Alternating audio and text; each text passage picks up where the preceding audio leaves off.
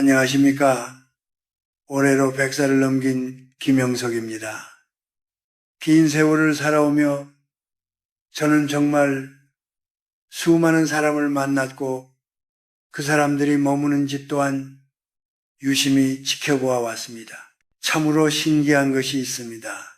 어떤 분은 나이가 들수록 얼굴에 평온이 깃들고 집안에 들어서면 이유 없이 마음이 따뜻해지며 웃음이 피어납니다.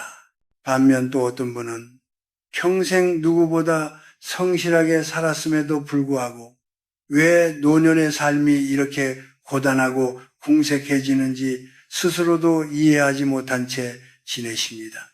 그 차이는 어디에서 오는 것일까요? 사람들은 흔히 운명이라는 것을 하늘에서 갑자기 떨어지는 것이라 생각합니다. 복이 있으면 갑자기 부자가 되고 운이 없으면 어쩔 수 없이 고생하는 것처럼 말이지요.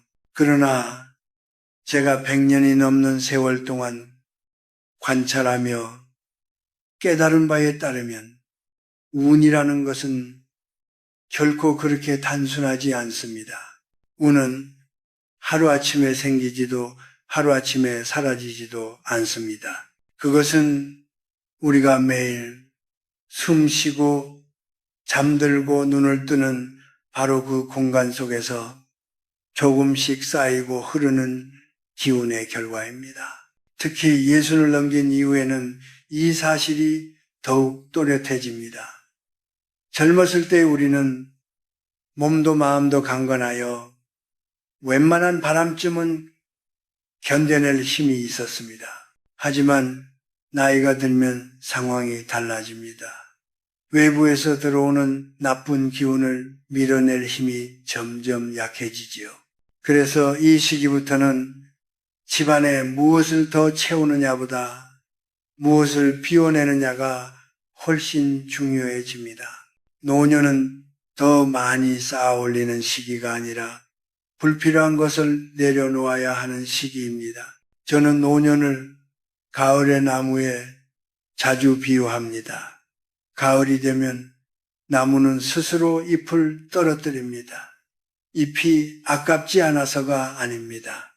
겨울을 버티기 위해서입니다. 만약 나무가 이 잎은 추억이 있으니 못 버리겠다고 고집한다면 그 나무는 첫눈에도 부러지고 말 것입니다.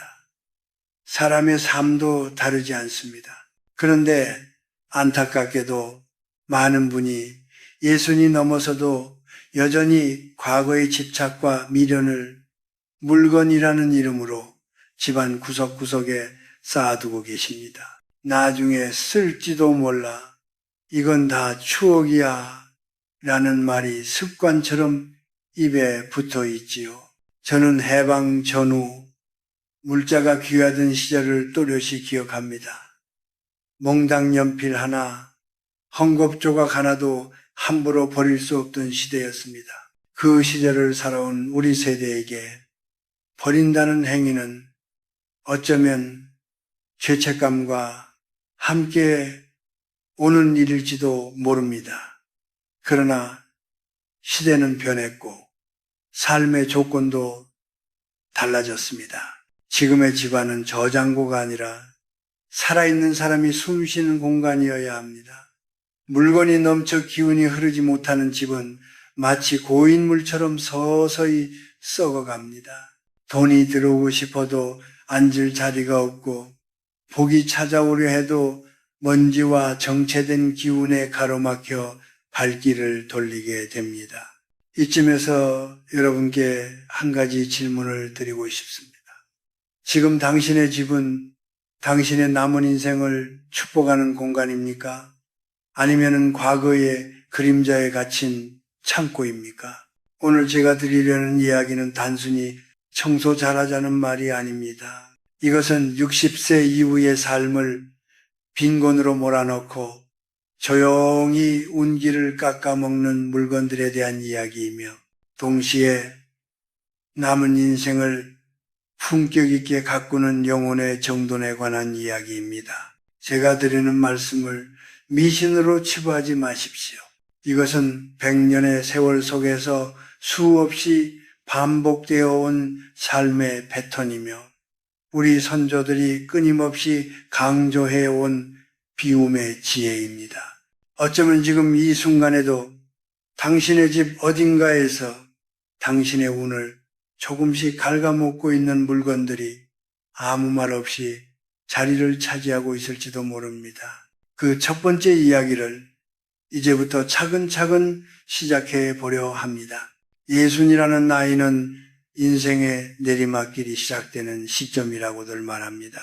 그러나 제가 보기에는 꼭 그렇지만은 않습니다. 오히려 이 시기는 젊은 날의 열정을 내려놓고 삶의 진짜 열매를 맺을 수 있는 매우 귀한 시간입니다. 그런데도 많은 분들의 집을 방문해 보면 그 소중한 시기를 가로막는 공통된 장애물이 하나 보입니다. 바로 집안 곳곳에 과거의 망령을 모셔두고 살아간다는 점입니다. 그 첫 번째가 무엇이겠습니까? 바로 20년, 30년이 지나 이미 수명을 다한 옷가지와 가구, 그리고 실패했던 시절의 기억이 묻어있는 물건들입니다.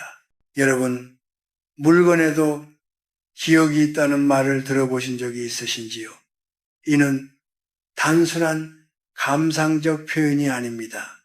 우리가 매일 눈으로 보고 손으로 만지는 것들은 무의식에 끊임없이 신호를 보냅니다. 오래된 옷장 속 깊숙이 걸려있는 이제는 몸에 맞지도 않는 낡은 정장이나 유행이 한참 지난 외투를 떠올려 보십시오. 그것을 스칠 때마다 우리의 마음속에서는 이런 속삭임이 일어납니다. 나도 저 옷처럼 전성기가 지났구나. 이런 생각은 눈에 보이지 않게 자신감을 깎아먹고 노년의 기운을 서서히 약화시킵니다. 한국 사람들은 유독 정이 많습니다. 자식이 사다 준 옷, 젊은 시절 큰 마음 먹고 장만한 가구, 고생하던 시절을 함께 견딘 물건들의 특별한 의미를 부여하지요. 버리면 마치 그 시절의 나 자신을 부정하는 것 같아 마음이 아픕니다. 그러나 기운의 흐름으로 보자면 쓰임을 다한 물건은 이미 생명력을 잃은 것과 다르지 않습니다. 생명력을 잃은 물건이 거실과 안방을 차지하고 있으면 그 집은 살아있는 사람을 위한 공간이 아니라 지나간 과거를 전시하는 박물관이 되고 맙니다. 제가 아는 한 분의 이야기를 들려드리겠습니다. 젊은 시절 사업으로 큰 성공을 거두었던 분이었습니다. 사무실에서 쓰던 커다란 책상과 중후한 가구들은 그분의 자부심이었죠. 그러나 사업이 기울고 나서도 그분은 그 가구들을 끝내버리지 못했습니다. 좁은 아파트에 억지로 들여놓고 매일 그 사이에 앉아 옛날 이야기를 반복하셨습니다. 집안은 답답해졌고 마음도 점점 과거에 붙잡혀 앞으로 나아가지 못했습니다. 결국 그분은 다시 일어설 기력조차 잃은 채 정체된 노년을 보내고 말았습니다. 낡은 가구가 단순히 공간을 차지한 것이 아니라 그분의 운을 눌러버린 셈이지요. 물건을 버린다는 것은 단순히 치우는 행위가 아닙니다. 그것은 나는 더 이상 과거에 매달리지 않겠다는 선언이며 새로운 복을 맞이할 준비가 되었다는 마음의 고백입니다. 특히 실패했던 사업 서류, 이미 끝난 인연의 흔적, 병상에 누워있던 시절의 옷가지처럼 아픈 기억이 담긴 물건들은 더욱 그렇습니다. 그런 물건들은 끊임없이 가난과 좌절의 주파수를 내뿜습니다. 비워야 채워집니다. 예순 이후에 운은 무거움이 아니라 가벼움에서 옵니다. 옷장을 열었을 때 지금의 당신을 가장 단정하고 당당하게 보이게 하는 옷 몇 벌만 남겨두십시오. 서랍을 열었을 때 마음을 짓누르던 낡은 잡동사니를 걷어내십시오. 그 순간 비어있는 공간으로 맑은 공기와 새로운 기운이 서서히 스며들기 시작할 것입니다. 과거의 껍질을 벗은 나무만이 다시 푸른 잎을 틔울 수 있는 법이니까요. 사람에게 기운이 있듯이 사람이 머무는 집에도 분명 살아있는 흐름이 존재합니다. 특히 예순을 넘긴 이후에는 집안의 양기와 생동하는 에너지가 그 어느 때보다 중요해집니다. 몸은 예전 같지 않고 마음도 쉽게 지치기 때문입니다. 그런데 제가 수많은 가정을 방문하며 안타깝게 느낀 점이 하나 있습니다. 겉보기에는 멀쩡해 보이지만 실은 집안 곳곳에 죽은 기운을 그대로 방치하고 있다는 사실입니다. 그 두 번째로 반드시 비워야 할 물건들이 바로 생명력을 잃은 식물, 멈춰버린 시계, 그리고 고장난 가전제품들입니다. 먼저 말라버린 화분과 드라이 플라워를 떠올려 보십시오. 한때는 싱그럽게 피어 있었던 꽃이었기에 아깝다는 마음에 말려두는 경우가 많습니다. 하지만 풍수에서 꽃과 식물은 생명의 상징입니다. 살아있는 식물은 끊임없이 호흡하며 그 공간에 생기를 나눠주지만 이미 생명을 다한 식물은 그 기운을 되돌려주지 못합니다. 오히려 주변의 생기를 조금씩 흡수해 버립니다. 오랜 세월 말라붙은 꽃을 집안에 두고 사는 것은 자신의 기력을 조금씩 깎아 먹는 것과 다름없습니다. 특히 한국의 어머니들께서는 누군가에게 받은 꽃을 참아 버리지 못하고 벽에 걸어두거나 장식장 위에 올려두곤 하십니다. 그러나 생기 없는 장식이 오래 머무는 공간에서 어떻게 활기찬 노년을 기대할 수 있겠습니까? 집안의 공기가 음산해지면 그곳에 사는 사람의 마음 또한 이유 없이 가라앉기 마련입니다. 이는 미신이 아니라 환경이 심리에 미치는 영향에 대한 현대 심리학의 연구 결과와도 맞닿아 있습니다. 빛과 생명이 부족한 공간에서 사람은 무기력과 우울을 더 쉽게 느끼게 됩니다. 멈춰버린 시계는 더욱 강한 상징을 지닙니다. 시계는 단순히 시간을 알려주는 도구가 아니라 그 집안의 흐름과 리듬을 상징합니다. 배터리가 다해 멈췄거나 고장난 채로 벽에 걸려있는 시계는 그 집안의 시간이 멈춰 서 있음을 의미합니다. 시간이 흐르지 않는 공간에는 새로운 기회도, 새로운 인연도 머물기 어렵습니다. 실제로 멈춘 시계를 방치한 집에서 지내는 분들 중에는 이유 없는 무기력과 답답함을 호소하는 경우가 많습니다. 고칠 수 있다면 즉시 고치고 그렇지 않다면 미련 없이 보내주는 것이 옳습니다. 고장난 가전제품도 마찬가지입니다. 소리가 제대로 나오지 않는 라디오, 화면이 떨리는 텔레비전, 작동하지 않는 밥솥을 언젠가 고쳐 쓰겠지라는 생각으로 구석에 쌓아두는 집을 종종 봅니다. 현대의 풍수에서 전기는 매우 강한 에너지로 여겨집니다. 그 에너지가 원활하게 흐르지 못하고 막혀 있으면 집안의 기운은 마치 혈관이 막힌 사람처럼 둔해집니다. 제 기능을 하지 못하는 물건은 더 이상 도구가 아니라 짐일 뿐입니다. 집은 죽은 것들의 묘지가 아닙니다. 살아있는 사람이 숨쉬고 웃고 회복하는 공간이어야 합니다. 창문을 열어 오래된 공기를 내보내고 그 자리에 푸른 잎을 가진 살아있는 화분 하나를 들여놓아 보십시오. 시계 바늘이 규칙적으로 움직이는 소리를 다시 들으십시오. 집안이 살아 움직이기 시작하면 그 안에 사는 사람의 삶 또한 서서히 박동을 되찾게 됩니다. 지금 이 순간 집안을 둘러보며 생명을 잃은 것들을 하나씩 떠나보내십시오. 그 자리에 비로소 노년의 삶에도 다시 봄바람이 스며들 것입니다. 여러분, 우리 한국인에게 주방은 단순히 음식을 만드는 공간이 아닙니다. 예로부터 부엌과 아궁이는 그 집안의 재물복과 식복, 나아가 가족의 건강을 관장하는 가장 중요한 자리로 여겨져 왔습니다.